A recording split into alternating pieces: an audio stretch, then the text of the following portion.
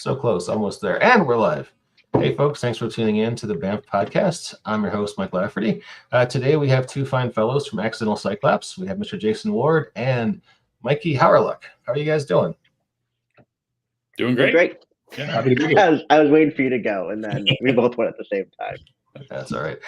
I am contractually obligated to play the following musical intro, so just indulge me for a second.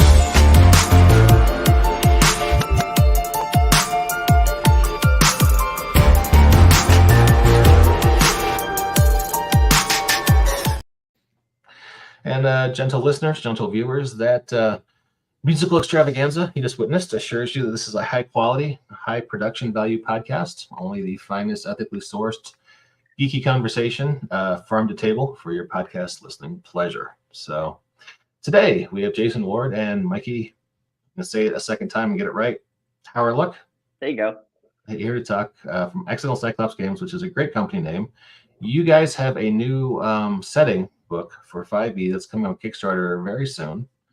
Let me get the URL out for people on iTunes. accidentalcyclops.com/strangehollow-d&d-5e-TTRPG. And this looks like kind of a cool sort of cozy vibe kind of setting. And I noticed you got fiction in there. You've got, oh my God, Ed Greenwood is working with you guys on this. Right. That's amazing. I'm going to share the screen and show off some of this beautiful art that we've got. And can you tell our listeners about this setting?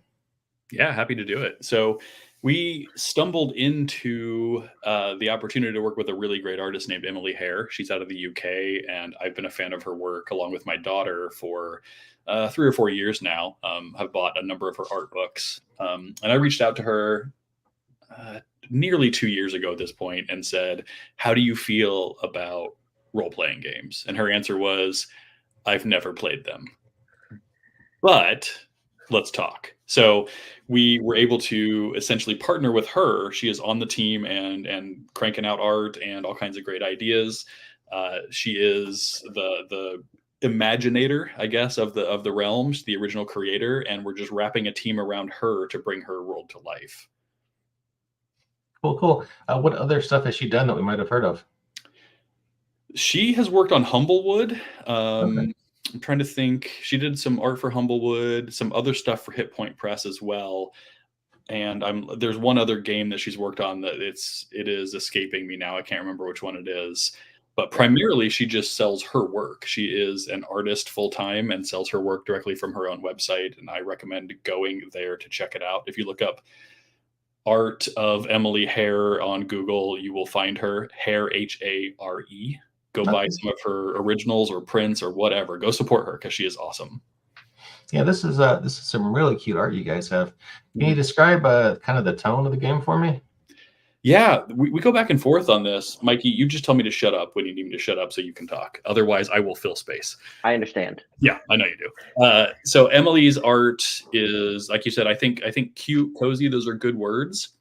She has a very British, I guess I'm going to call it like Arthurian sort of feel to a lot of what she does, but also a very fey or glamour feel to it. And that comes from, that's just who she is as a person, right? That's the kind of stuff that she enjoys. She is less of the sort of grim, dark D&D sort of stuff that we're seeing all over the place at this point in time. There's nothing wrong with grim, dark. That's where my heart goes usually. But we saw her stuff and said, there's a chance to do something new here. And for us, that's something new, and for Emily as well, is to sort of wrap the vibe of Legend, if you're familiar with that movie, and The Last Unicorn, and maybe some of the Jim Henson stuff like Dark Crystal, throw in a little bit of Grim Fairy Tale and maybe some Alice in Wonderland, and that's the vibe we're going for. It is a little whimsical, but definitely dangerous. Creatures are clever. The setting is about survival. It's called Surviving Strangehollow, but it's not survival in terms of how do I make my hit points last? It's survival in terms of how do I make sure this thing doesn't trick me into walking into its mouth? Nice. So closer, like you say, to Grim Fairy Tales. Yep. As opposed to having a long slog with the beholder. Exactly. Yep. Yeah, and just the fun things we can do with the setting and how do we make things that are challenging for players that aren't more hit points and higher armor class or more spells? Like, what can we do to make things interesting for players that have maybe been playing D&D for a while? It's like, well, I know how all these spells work. Well, they might not work the same way in Strangehollow. Maybe that spell doesn't work how you think it does. And that'll be a learning opportunity for players and kind of fun as they rediscover how things work inside the boundaries of Strangehollow. Yeah. And we're working with a great team of designers. We've got Ed Greenwood. I mean, that's a name you recognize right out of the gate. But our lead designer is Sean Merwin. He's worked on a number of Wizards of the Coast properties. He's been on a lot of the stuff for Ghostfire games. He continues to work very closely with Ghostfire, but he helped us put together a team of people that are just complete A-listers. And they're helping us to design not only the fiction that you mentioned earlier, which is they're creating, I want to say it's 6 short form, sort of novellas that are going to go along in the book that are going to articulate what Strangehollow feels like. They're also, some of them, working on creature design and subclass design and feats and backgrounds and those sorts of things to give players and storytellers something to grab onto that feels like Strangehollow, and that they can take to other campaigns if they really want to. So they're going to be universally usable, but also feel Strangehollow-y. Nice.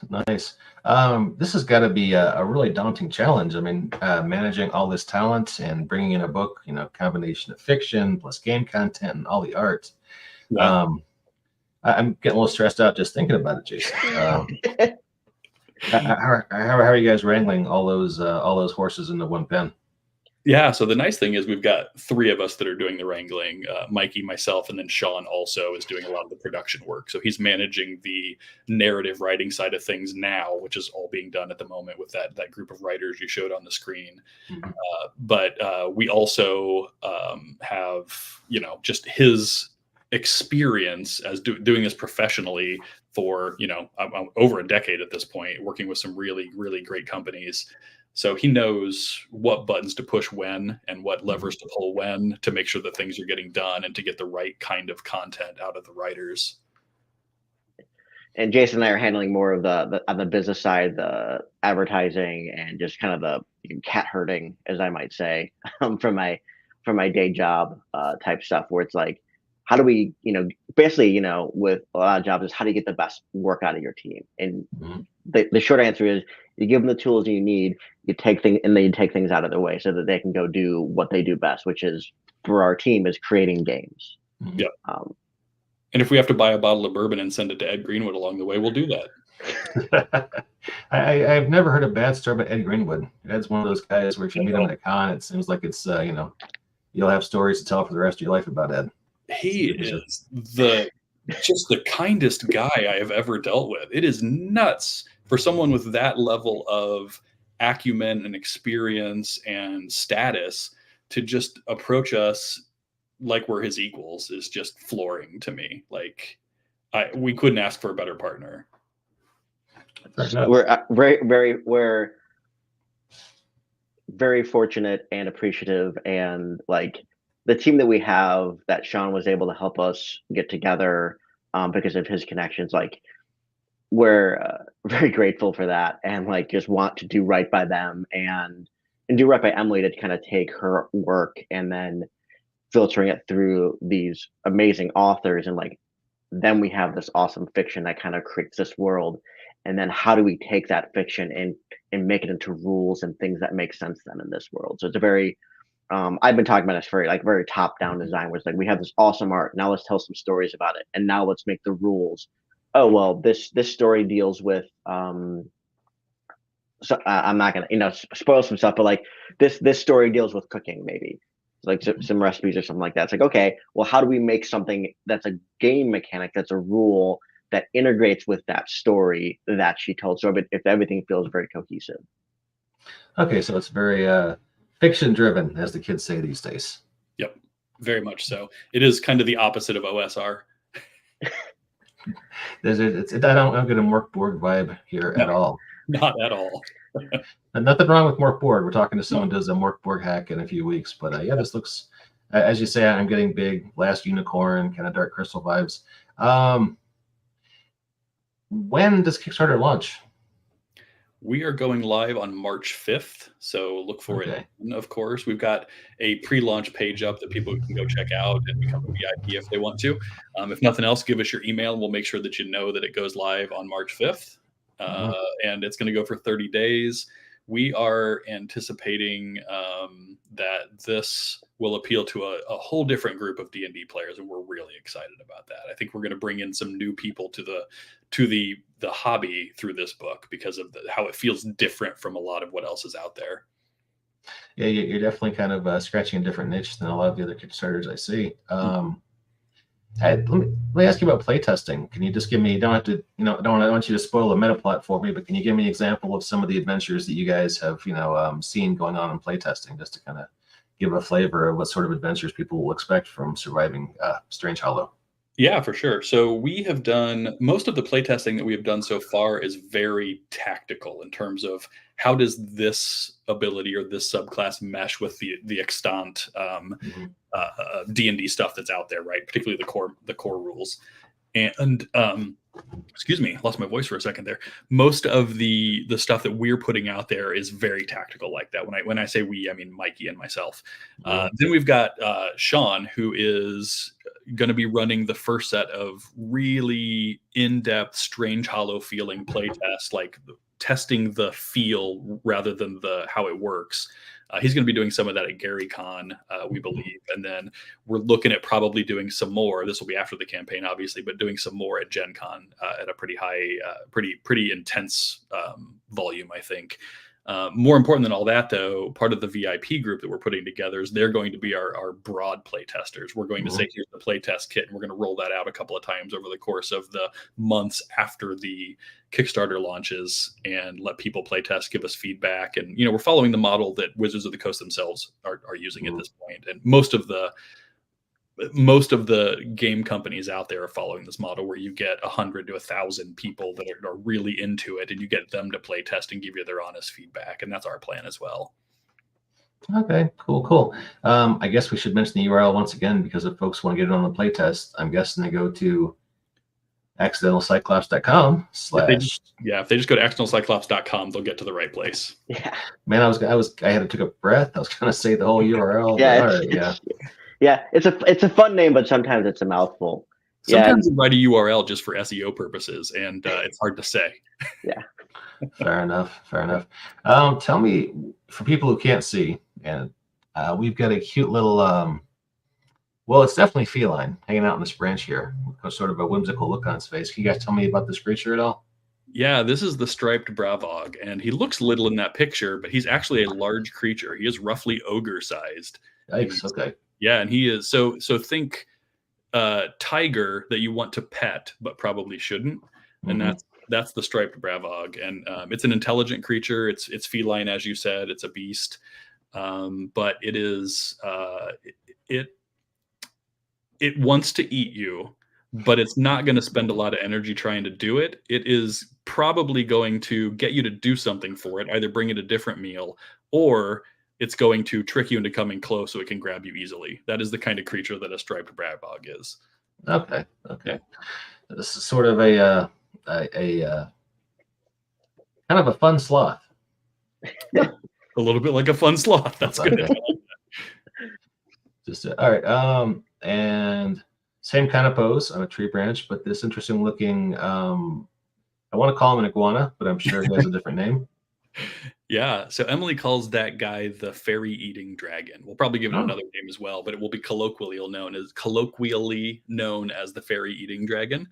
It is a fairly small guy, probably in the medium-sized category, and there are lots of fairies in Strangehollow. It's an enchanted forest, or a big chunk of Strangehollow is an enchanted forest, and this guy lives by eating fairies. That's his thing. Yeah. Well, that's yeah. I can see that. That's kind of a cool story element. And I'm guessing mermaid? Yeah, mermaid in the singing pools. That is a location off the coast of Strangehollow. Or sorry, off of the inland, but barely away from the coastline of Strangehollow. So it is a sort of brackish set of pools, and these mermaids they have their own little society there. And I don't want to spoil too much because one of the adventures we're creating delves into dealing with this group of mermaids, but they are, they're mermaids. They do mermaid things. mermaid stuff all day. All Yeah. right. And I was wanting to ask you, this is kind of a spooky piece. Yeah. Yeah, that's what Emily calls the water spirit. And again, I don't want to give away too much because one of the big pieces of fiction that I think that James Hake is going to be writing, and I don't know if anyone knows James Hake, but surely most people do. He's from Critical Role. He worked on D&D Beyond for years. He's got a great resume, but James is working on a story that deals with the water spirit. And I'm thinking of this creature in a similar way that, you know, people do like an undine or a water nymph or something along those lines, or even maybe like the Lady of the Lake sort of creature. So intelligent, tied to a location, has its own motivations, but also maybe you see it as sort of a wish granter or something along those lines. Cool. Very interesting stuff. So Kickstarter is in March, coming up soon. We got lots of playtesting going on. I know it's too early to really say, but if you had to stick a stake in the ground and say we're going to do delivery, when do you think that people actually will be getting the books? Yeah, so right now we're saying April 2025. So we think we're going to do about 12 months after the Kickstarters where we're going to start fulfilling. And that feels like a doable timeline based on how much is done. We've got a good number of the creatures drafted. A lot of the rules are drafted. The stories are being finished now, and all of the art, minus a few custom pieces that we still have yet to do, is done. And that's usually that's what slows things down most often, is getting the artwork done. And we started with 90% of our artwork, which is great. So we feel pretty confident. I mean, obviously things happen, writers get behind. We may decide we want to add a thing or two to just make it a little bit better. You just never know what shipping is going to be like, but we are feeling pretty confident with our spring delivery of 2025. Yeah, and we want to make sure that we go through enough development of the rules that it's cohesive, it makes sense, it's balanced as much as, you know, some things are balanced. Like some stuff isn't as balanced in D&D as I'd like it to be, but we don't want something to be either too weak or not fun, or too powerful and also not. That's also not fun. It's like, well, I guess stopped everything. Like that's not fun. That's not challenging. We want to make sure that things are sort of in line, or, you know, a little within, you know, a standard deviation of existing power levels. Yeah, and we're also a little bit waiting on. We have some inside tracks on the rules that are coming out for whatever they're going to call the next half version of D&D. I don't think they've landed on a final title yet, but it's coming out this year, and we're making this sort of future proof with those rules as well. So, wow, okay, I have never heard of anyone having that kind of inside line before at Wizards. Good for you. That's awesome. Yeah, it's a matter of just well, they're releasing a lot of material, so a lot of the playtest stuff is already out there, and we know what it's going to be. And our goal is to be able to wrap as much of that new stuff into this book as we can. We're told it's backward compatible, but we would rather get ahead of it and say, not only are we backward compatible, we're also planning for some of those new features that 5.5 is going to have. We're using some of those new toys in the toy box they're rolling out, so that makes sense. We should probably mention just some of the numbers. You've got 60 unique hand-painted creatures. Pretty website, and that's a lot of beautiful art. Over 70 already now. So okay. Yeah, I mean, all of the art that like those creatures you're seeing in either in that spread or that cover is all Emily's just a watercolor painter. So all of that is just hand watercolor art that she had created over the course of years, and you know, she'll be making some new stuff as we sort of you know, collaborate on stories or ideas. And she's been a great partner to collaborate with on this project. So you just want to make sure that like we're getting some new stuff for maybe some of her existing backers of her and fans of her projects, some new stuff for them, as well as just introducing a whole new audience to just this work. Nice. 8 new subclasses, and people always like to hear about those. Yeah. Numerous new feats, background spells, probably too many to go into detail, and new approaches to challenges and hazards. New environmental encounters meant to challenge players in interesting ways. So lots of new rules kind of to help flesh out the setting. So it's all good stuff. Yeah, it's going to be a lot of fun, and we've got the right team to help us make sure those rules make sense and are fun in the right ways and challenging in the right ways. Sweet. Well, we've been gabbing for about 20 minutes. Getting to the point where I usually wrap things up. Do you guys have any last words or things you want to get out there before we call the show? Oh, I said the biggest. I've got two that are real big. Number one, go support Emily and her artwork because she's amazing and she does this full time. And she's got great sculpture, great drawings, great prints, and obviously great original paintings that you can find on her website as well. So just look up Emily Hare, Hare, and you'll find her stuff pretty quick. Secondly, make sure you go back Mike's stuff. He's staying busy. So our own Banff host, he's got plenty of stuff out there you can go check out. Yeah, Fading Goat Games. I'm doing stuff. Yep, doing all kinds of stuff. We were talking about that before we got online, and I was like, man, I don't know that I could keep up with your pace. These are books I've been working on for a couple of years. It just I like to do the occasional bigger book like you guys are doing, but a big book this last year, Cocaine Owlbear. It's a thin little book. It's a honey heist hack, but it was fun to do. But the Slavs love this book. I have been covered by Russian, Czechoslovakian, Ukrainian. I could bring peace to Eastern Europe through the power of Cocaine Owlbear. That's amazing. Yeah. But I just found Emily's website. Let me throw that up on a banner because that is a URL that's fun and easy to say. That's just emilyhare.co.uk. Yeah. Just rolls off the tongue very easily. So it really does. It's not like the stupid URLs I write. Well, it's distinctive, you know? Yeah. You will not confuse it. Oh, I'm going to share her webpage for a second if you guys don't mind. No, absolutely. I suspect a lot of this art will be in your book anyway. But we are all here because of Emily. Yeah. Let's all right, so that's the cover. Yeah. Spooky. Oh wow, look at this sea serpent water dragon. Oh my god, that's beautiful. That's actually one of my favorite creatures. It is the black serpent. It doesn't have a real fancy name, but they actually do a song that it's almost like sirens, and they bring sailors to all kinds of creatures to their death on the rocks and then eat them. That's pretty cool. More water creatures. Nice tree. The water spirit we saw. Oh, combat with let's call it a troll. Yeah, that's actually that's not a Strangehollow. I think she made that picture for something else. She's just displaying it on her page, but it's not a Strangehollow creature. Okay.